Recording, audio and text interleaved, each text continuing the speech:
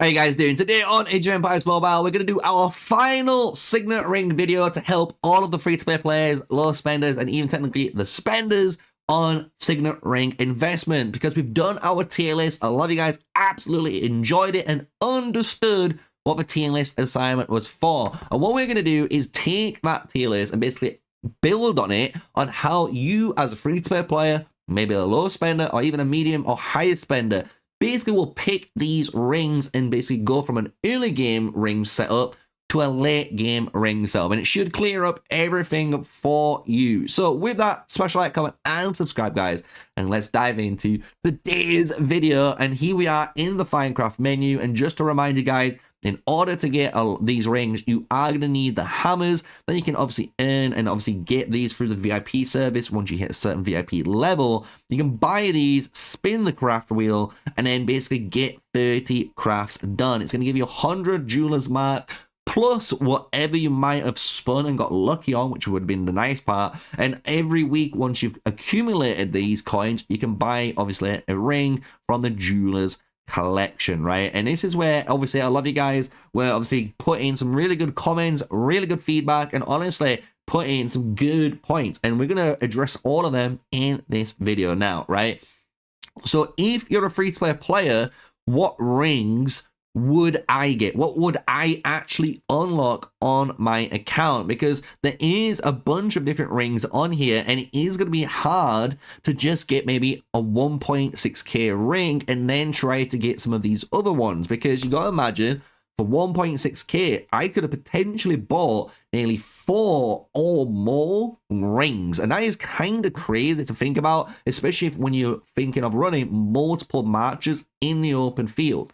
So what I would always suggest is the 1,000 coin purchase. It's going to be the free-to-play go-to build, right? For 1,000 coins, what we're able to do is buy a 600 ring, and we're able to buy a 200 ring, right? Basically twice. And what we're going to be buying for our 600 ring is the most flexible ring and a must-have ring in my eyes as a free-to-play player, which is the Ring of the Lion. And if you don't know what that is, just to kind of remind you guys, because I do obviously own it myself in my rings up here, it gives you hero attributes, right? It's going to give you your might, armor, and strategy depending on what match you are running for your obviously heroes. On top of this, it gives you troop attack, troop and defense, really good just overall stats, and it maxes out at level 40. And this is a really big thing for your accounts, because you gotta remember, a rare ring will cap out at level 30 compared to this being level 40, and then obviously the ones that are legendary are even higher, right? Level 50, 60, right?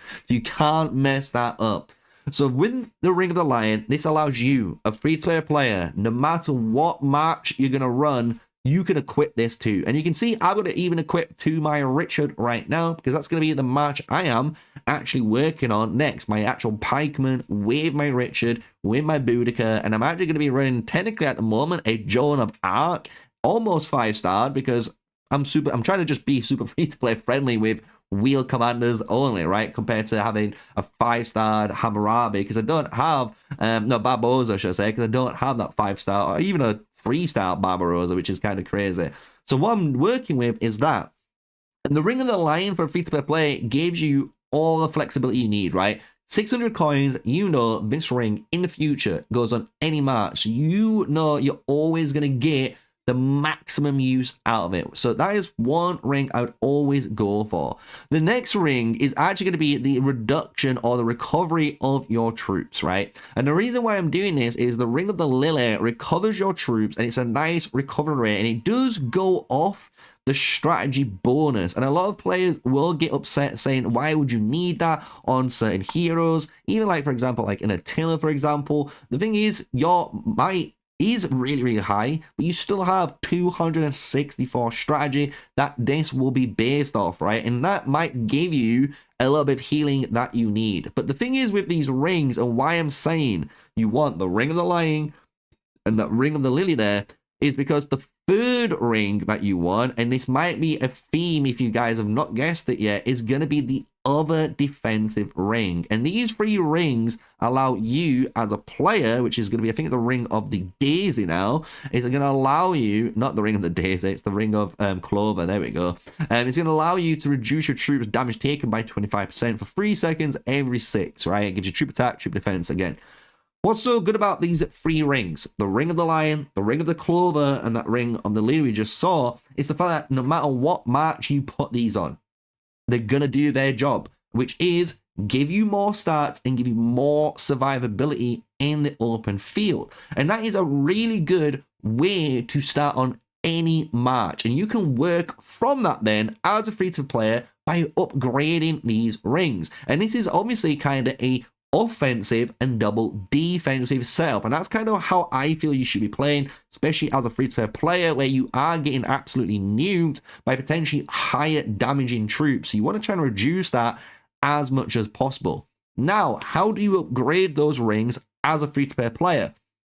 It does depend on your account. I'm going to be real, it really does. If you're going to go down an archer route, well, guess what? You could potentially get a very cheap ring, like I kind of showed, the Ring of Daisy. This is allowing you, once launching a normal attack, to deal might damage. This actually is a really good ring that you could basically take off one of the defensive rings for and just supplement it for more of an offensive option. And this would be really good then for an archer march, right?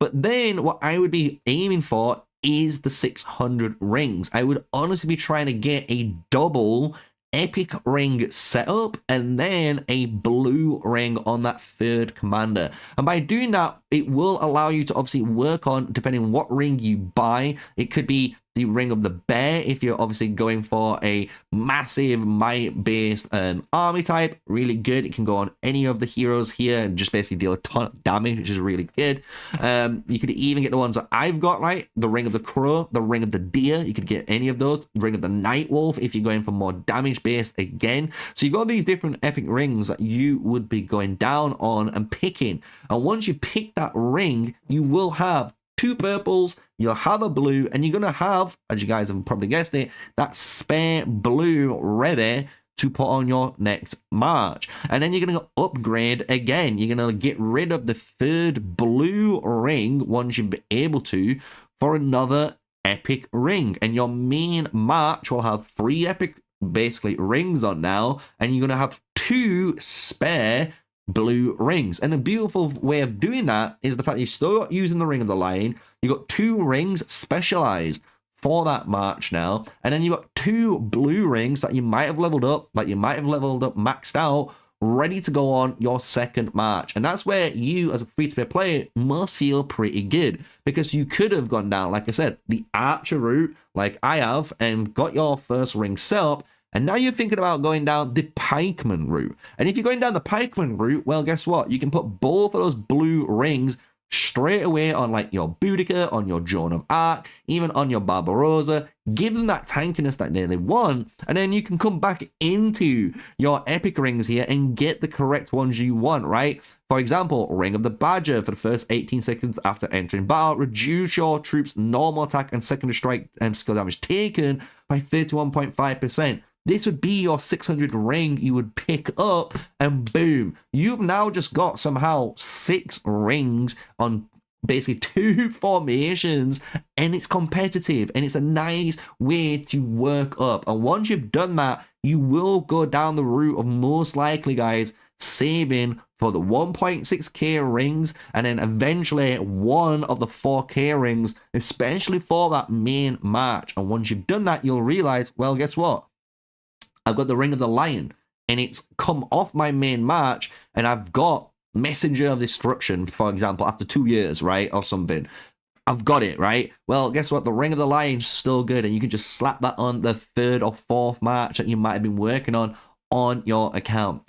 If you're a bit of a spender, it's a little bit different, guys. You are going to have a lot more flexibility when it comes to your ring choices, right? So what I'm going to suggest, if you're a, spender, is kind of a little bit of an upgrade. You're going to start off with 2 purple rings, and then a blue ring. This gonna again allow you to just be very flexible, choosing what you want. You can do what I've done: ring of the lion, ring of the deer, ring of the crow. So you got kind of really flexible rings wherever you put them, and then one of the blue rings that you've purchased, have that on your main march. Then you would save up for a 1.6k ring like I have, and you will buy that ring, and you will have a legendary ring, a purple ring, and a blue ring, and that'll be your march setup. And then you'll come out and you'll have again a purple ring ready to go on your second march, and then you'll buy a second epic ring, a second blue ring. That march is completed. Then you would save up for a 1.6k ring that goes for that march. Boom, you've got now 2 marches with a legendary ring, an epic ring, and a blue ring, and you're basically leveling up each one, you know, individually. And just remember, it is easier to get your blues done first, then the purples, and then the legendary. And then once you've finished all of those, you will run probably a 1 legendary double epic setup, and that'll be to maximize the most amount of damage you can do. That's what I personally am doing right now on my account. So if we look over, you can see I have my Ring of the Night Wolf here on my Mulan, but I actually have Tranquil Water here on my Attila. I could put it on the Rani too, perfectly fine. I could do that, and Rani technically has the Ring of the Crow, but you can see how I'm running 1 legendary, 2 purples. And if you look at my pikeman, I've got my Ring of the Lion here on my Richard. I've got the Ring of the Deer on my Boudica, and then on my actual Joan of Arc, I've got the Ring of the Lily, right? And you could, again, if I save up, purchase the Ring of the Clover, and the Ring of the Clover would reduce damage taken even further, which would be a little upgrade that I'm aiming to do myself. It's only 200 coins, so that's kind of what I'm going to be going for, and I can switch this ring for. But you can see how I am using my same strategy to work on my rings, on my formations, to then upgrade them. So that's what I would suggest. And if you're obviously a super high spender, you can ignore all of this, because obviously you guys can spend however you want. But if you are a bit of a spender, you're a bit mindful for your maybe rings, right? What you want to buy. I would always suggest, if you have the luxury of buying it, the Radiant Guardian. It's just such a powerful actual ring. It's crazy for anyone that needs double attack states.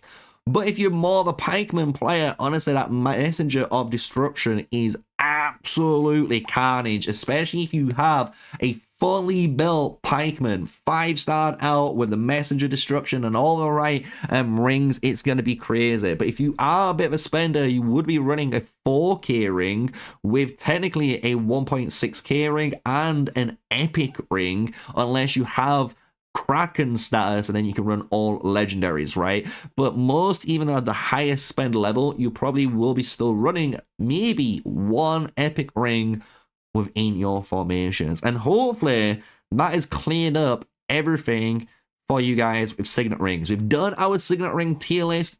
I'm still going to stand by that, because at the end of the day, the blue rings are going to get outclassed by the purple rings over time, and the same by the purple rings getting outclassed technically by the legendaries over time. But you will have an easier time upgrading the purples and the blues than you will obviously for the legendaries. And that's going to be today's video, over and done with. Hopefully I've cleared it up, hopefully I've helped you guys out and give you guys a little bit of understanding on what rings you want to especially unlock as a free-to-play player, how you can abuse just having 1 epic ring and 2 blue rings, and then using that for multiple matches in the future, and knowing you're always going to have some ring and have a return of an investment on it, right? So if you've enjoyed it, smash like, comment, subscribe. It's me, MrSneakyy, the one and only. Until the next one, stay safe, stay sneaky. Peace out.